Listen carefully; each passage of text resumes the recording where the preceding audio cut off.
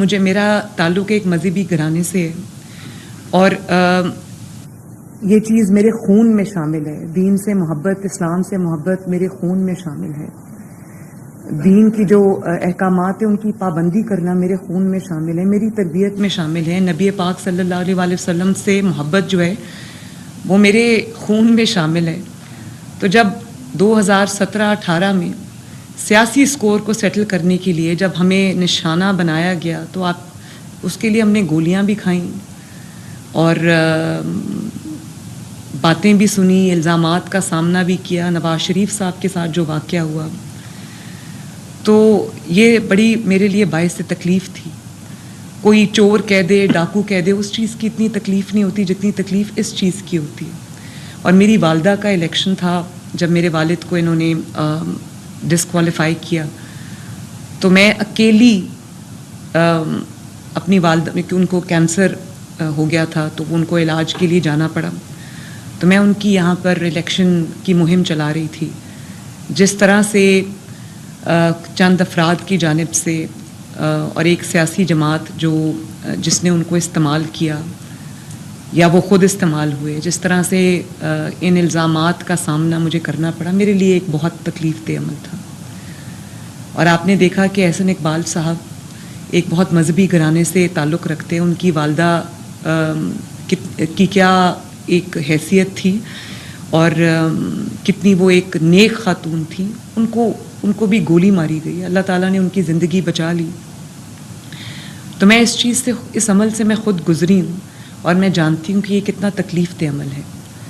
آپ نے صحیح فرمایا کہ جو مقدمات میں ڈیلے کی جاتی ہے اس میں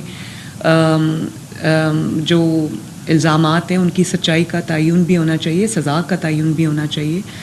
لیکن کچھ بھی ہو، ہمیں جو قانون ہے اس کو اپنے ہاتھ میں لینے کی، اپنی عدالت گلی اور محلوں میں لگانے کی، سزائیں صادر کرنے کی، فتوے صادر کرنے کی ہمیں یہ اجازت قطعاً نہیں دینی چاہیے. اور ایک اور بہت میرے لیے تکلیف دہ معاملہ ہے. مجھے اللہ تعالیٰ نے اس کرسی پہ بٹھایا ہے اور جیسے کہ میں نے آپ سے عرض کی کہ میرا جو فرض ہے وہ انصاف کرنا ہے. میری اپنی جتنی بھی عقل ہے، دانست ہے، اس کے مطابق میرا جو فرض ہے وہ انصاف کرنا ہے. میرے سامنے جب بھی ایسا کوئی معاملہ آتا ہے تو جب کسی سے کوئی جرم سرزد ہوتا ہے اور جرم کی تصدیق ہو جاتی ہے، اس کے بعد وہ کوئی مسلمان، سکھ، ہندو، عیسائی نہیں رہتا، وہ مجرم ہوتا ہے اور اس کو اس کے کیے کی سزا ملنی چاہیے.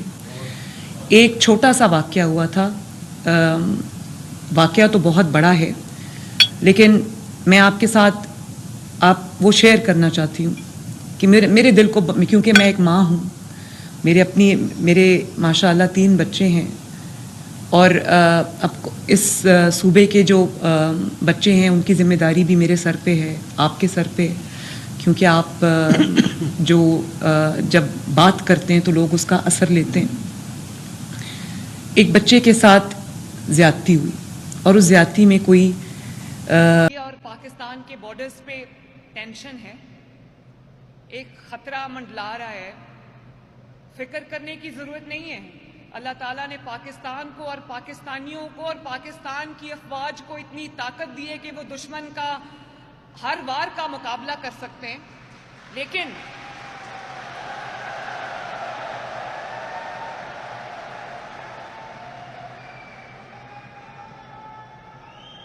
اور اب میں یہ کہنا چاہتی ہوں پاکستان کی عوام کو کہ ہمارا تعلق کسی بھی سیاسی جماعت سے ہو، ہم کوئی بھی سیاسی نظریہ رکھتے ہوں، اگر ہم ایک قوم ہیں، اگر ہم پاکستانی ہیں تو اس وقت ہمیں اپنے افواج کے ساتھ کھڑا ہونا ہے تاکہ وہ سیسا پلائی دیوار کی طرح لڑ سکے دشمن سے.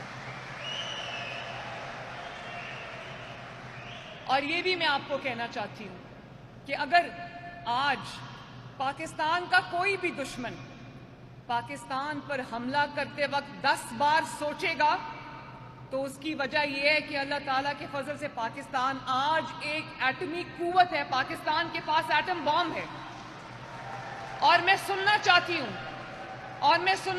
ہوں کہ وہ ایٹم بم کس نے دیا پاکستان کو. آج اگر اللہ تعالیٰ کے فضل سے پاکستان کا دفاع ناقابل تسخیر ہے تو اس میں شہداء کی اور غازیوں کی وہ قربانیاں شامل ہیں اور نواز شریف کی وہ حقیر سی کوشش شامل ہے جس نے رہتی دنیا تک پاکستان کو ایک ایٹمی طاقت بنا دیا ماشاءاللہ. اور اگر